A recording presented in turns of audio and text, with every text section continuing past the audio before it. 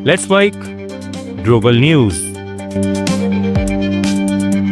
नमस्कार, let's mic global news में आपका स्वागत है। मैं हूं राखी जैन।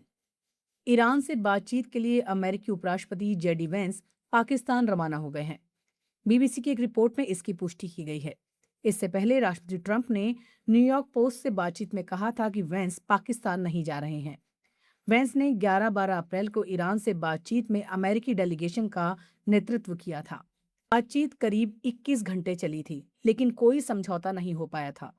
दोनों देशों के बीच ईरान के परमाणु कार्यक्रम और हॉर्मुज स्ट्रेट पर कंट्रोल को लेकर मतभेद हैं। अमेरिका और ईरान की तनाव बढ़ने की वजह ट्रंप की ईरान को धमकी और ईरानी जहाज टुस्का को कब्जे में लेना है। इसे लेकर ईरान ने नाराजगी जताई और इसे समुद्री डकैती करार दिया और कहा कि वो जल्द इसका जवाब देंगे। वहीं ईरान के विदेश मंत्रालय ने कहा है कि ईरान ने अभी तक अमेरिका के साथ बातचीत में शामिल होने का कोई फैसला नहीं किया है। उधर पाकिस्तान में वार्ता को लेकर तैयारियां जोरों पर हैं और आयोजन स्थल पर सुरक्षा व्यवस्था कड़ी कर दी गई है। ईरान के विदेश मंत्रालय के प्रवक्ता इस्माइल बकाई ने तेहरान में एक प्रेस कॉन्फ्रेंस में कहा, अमेरिका ने युद्ध विराम की शुरुआत से ही उसका उल्लंघन किया। इस्माइल बकाई ने चेतावनी दी, ईरान कोई समय सीमा या अल्टीमेटम स्वीकार नहीं करेगा और अगर अमेरिका या इजराइल कोई कदम उठाते हैं तो ईरान ताकतवर जवाब देगा। ईरान में 28 फरवरी से शुरू हुआ युद्ध एशिया प्रशांत इलाके पर उम्मीद से कहीं ज्यादा तेजी से और ज्यादा असर डाल रहा है। शुरुआत में लगा था कि तेल और गैस की कमी का असर धीरे धीरे दिखेगा, लेकिन हकीकत में कई देशों की अर्थव्यवस्था और आम जिंदगी पर अचानक बड़ा झटका लगा है। कई विशेषज्ञ इसकी तुलना कोविड जैसे बड़े संकट से कर रहे हैं। भले ही जल्द शांति समझौता हो जाए, लेकिन इस पूरे क्षेत्र पर इसका असर लंबे समय तक रहने वाला है।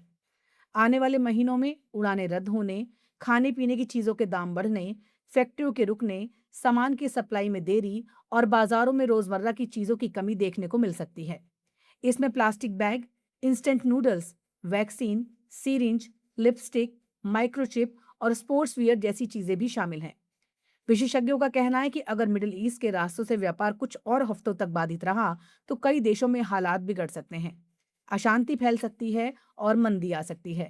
कई कंपनियां दिवालिया होने के कगार पर हैं और सरकारें महंगाई को काबू में रखने के लिए भारी कर्ज ले रही हैं। संयुक्त राष्ट्र के अनुमान के मुताबिक साल के अंत तक एशिया में लाखों लोग गरीबी में जा सकते हैं। कनाडा के प्रधानमंत्री मार्क कार्नी ने कहा है कि अमेरिका के साथ करीबी रिश्ते अब उनके देश के लिए कमजोरी बन रहे हैं। उन्होंने रविवार को सोशल मीडिया पर 10 मिनट का एक वीडियो जारी किया, जिसमें कार्नी ने कहा, अमेरिका ने व्यापार नीति में बड़ा बदलाव किया है और टैरिफ को ग्रेट डिप्रेशन जैसे स्तर तक बढ़ाया है। उन्होंने चेतावनी दी कि दुनिया पहले से ज्यादा खतरनाक तौर पर बढ़ गई है, इसलिए कनाडा को अपनी नीतियां बदलनी होंगी। उन्होंने कहा कि अमेरिका के साथ रिश्ते अब पहले जैसे नहीं रहेंगे, इसलिए इस भ्रम से बाहर निकलना जरूरी है। कनाडा को नए देशों के साथ व्यापार बढ़ाना होगा। इसी दिशा में भारत के साथ सीईपीए ट्रेड समझौते पर बातचीत आगे बढ़ रही है। मार्च में उन्होंने पीएम मोदी से मुलाकात की थी और इस साल के अंत तक डील पूरी होने की उम्मीद है। फ्रांस की जांच एजेंसियों ने इलान मस्क को पेरिस में पूछताछ के लिए बुलाया है। ये मामला उनकी कंपनी एक्स पर चाइल्ड अब्यूज और डीप फेक कंटेंट फैलने के आरोपों से जुड़ा है। ये जांच जनवरी 2025 में शुरू हुई थी। शुरुआत में आरोप था कि एक्स का एल्गोरिदम फ्रांस की राजनीति को प्रभावित करने के लिए इस्तेमाल हो सकता है। बाद में जांच का दायरा बढ़ाकर एक्स के एआई चैटबॉट ग्रोक को भी शामिल किया गया। एक्स के एआई चैटबॉट पर महिलाओं और बच्चों की आपत्तिजनक तस्वीरें बनाने का आरोप है।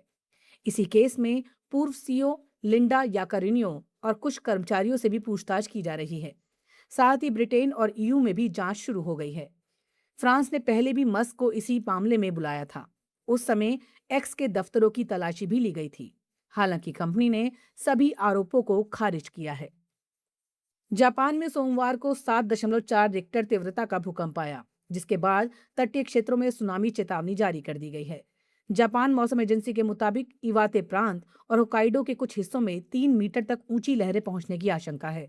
अधिकारियों ने लोगों से तुरंत ऊंचे इलाकों में जाने और तट तथा नदियों से दूर रहने की अपील की है। राहत और आपात सेवाएं हालात पर नजर बनाए हुए हैं और संभावित नुकसान का आकलन किया जा रहा है। जापान भूकंप के लिहाज से दुनिया के सबसे सक्रिय देशों में से एक है। हर साल यहाँ बहुत सारे भूकंप आते रहते हैं। ग्लोबल न्यूज में फिलहाल इतना ही। नमस्कार।